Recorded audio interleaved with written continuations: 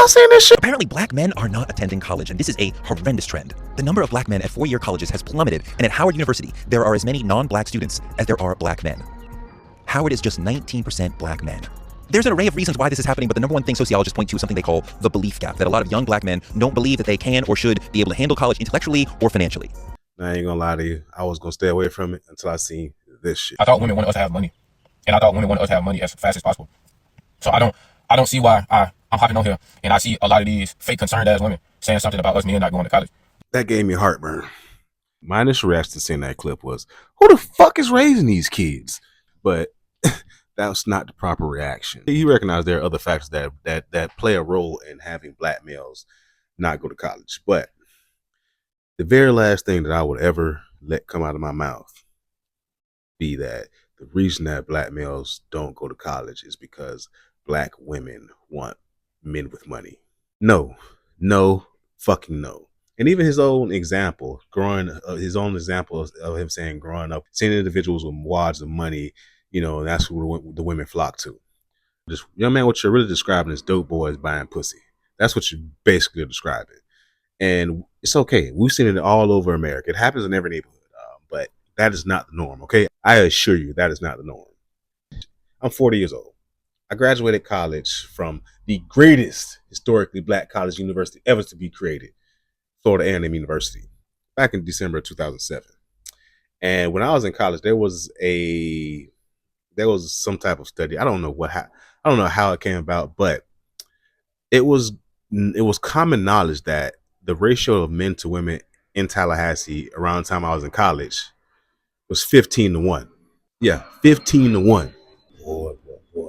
Now that's 15-1, and then you factor in the gay dudes, and you gotta take up the slack for them dudes. So sometimes you was dealing with like 30 plus women to one dude, man. But that's that's a sidetrack. I got sidetracked. That's some little player shit. My bad. That's sad. That's aside from the point that I want to make today. But it was 15-1, and that's because during that time men weren't going to college. During that time, we seen a lot more men relying on trades and trying to go into the trades and work with their hands instead of going to college. So that was the main reason that we saw that during my time. But now we've seen a difference. We've seen something different. We've seen men swear off getting trades and going to learn that to make money to trying to make money via the internet. Whether they want to be the next DDG. Who the fuck is DDG and why the fuck is he even trending on my shit? I don't even know. But they want to be the next Kai Cenat. They want to be the next Mr. Beast. They want to be the next I Show Speed. And in reality, as Mike Rowe from Dirty Jobs said when he was at CPAC, we got a whole generation of men that are preparing for jobs that they'll never get. Mike, what's been your message to the people at CPAC here? We got a skills gap. It's wide. It's big. We got 7.2 million men who are not participating in the workforce and not looking for work. We got $1.7 trillion in student loans on the books. We got 7.6 million open positions that don't require a four-year degree. If we want to close the skills gap, we got to make a more persuasive case for millions of good jobs that nobody knows about and nobody understands. These are six-figure jobs or opportunities that lead straight to a six-figure career. They're everywhere. And if we don't reinvigorate the trades, I'm afraid the president's best efforts to bring manufacturing back to these shores is going to run into a real roadblock. We need an enthused workforce, skilled for the jobs that are out there. We have a whole plethora of jobs that are out there that just don't have the qualified individuals for it. Whether they gain those qualifications from being in a classroom or in the actual field practicing their trade, they're not qualified. These men are not qualified to fill these positions. And it's not because women want a man with money. Newsflash, any woman wants a man with money, not just black women. White women want that too. Puerto Rican women want that too. Chinese women want that too. All women want a man with money. It's not just black women. Trying to say that black women are the blame or the cause for this is misplaced anger, misplaced judgment. It's just completely misplaced. The reality is a lot of black men just don't want to be in a structured environment. A lot of black men have this idea that I'm going to be my own boss. Most black men want to be entrepreneurs, want to be their own boss. They don't want to be told what to do. And most of them miss the point that in order to become your own boss, you got to be a worker first. You got to learn your trade. You got to learn your craft. You got to learn first. A lot of black men think that they don't have to learn. We got to start telling our youth that, hey, It's okay to go read that book and learn. It's okay to sit in that classroom and learn from those people. It's okay to go out there with your uncle and learn how to be an electrician.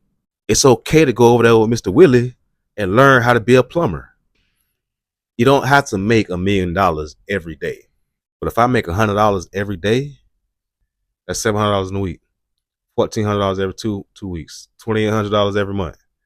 And you build like that, you keep building. But somewhere along the line, because of I think the internet and fucked up expectations, I think because of the internet and a little bit of entitlement from the way some of these individuals raised has a lot to do with why these individuals have a hard time making it to college. And I said making it because we have a lot of black men, young boys that are not even making it out of the high school. That's another topic to be discussed. That's why we're gonna talk about it now because I'm gonna cut this up. But we have a lot of black boys that, for whatever reasons, they're not making it through high school, and they're not learning what there is to learn in high school. They're not learning the lessons in high school. Me and my barber had a conversation a couple weeks ago, and we talked about how these kids don't got any skills that you can monetize. And he told me that, hey, I hear you, Vaughn. I hear you, Vaughn. But they teaching kids how to make web pages in high school. These kids can make money on the internet just off of that. And my rebuttal was, well, how many of them are actually going to high school to learn the lesson? How many of them are actually sitting in class, paying attention and retaining that lesson? We can't overlook that they're gonna have to play a part in this, and a lot of them are not playing that part. We could talk about the institutional barriers and hurdles and structural shit that's keeping kids down, that's keeping black men back, and why black men don't graduate college. But it's on the black man himself to want to graduate college. Because like I said before, Mike Rowe from Dirty Jobs, those of you that remember Dirty Jobs, he went to CPAC, a Republican convention, and was trying to pressure and lobby the Republicans to highlight and push the youth towards trade jobs because there is a humongous gap. So, I know the original content piece was about black men not going to college, but the reality is men aren't going to college, period.